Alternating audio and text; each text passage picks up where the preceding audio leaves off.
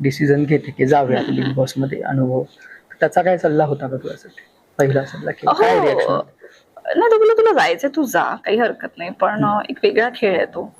तू थोडीशी इमोशनल आहेस, सेन्सिटिव्ह आहेस, तिकडे मी नसणार आहे तुला सांभाळायला, तिकडे आपलं कोणीच नसतं, तिकडे सगळ्या गेम खेळायला आलेले असतं. तू विचार कर, असं त्याने सल्ला दिला होता मला, जे मी आत बोलले पण होते की त्याचं ऐकायला पाहिजे होतं.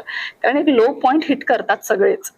घरात सगळ्यांनी हे स्टेटमेंट केलंय की अरे चुकलो का, कशाला आलो वगैरे, सगळे बोलले त्यात. फक्त त्यांचं दाखवलं नसेल कदाचित, माझं दाखवलंय एवढंच. पण येतो ते घर असं आहे ना की एका पॉइंटनं तुम्ही खूप सफोकेटेड फील करता की चुकलो का, काय झालं, कसे आलो. तर ते सगळ्यांना झालेलं तिकडे, आणि माझा तो मुवमेंट दाखवला गेला.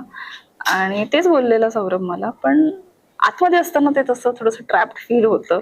शेवटी तुम्ही माणूस आहात आणि अवघड असतं थोडंसं आयुष्य. निश्चितच.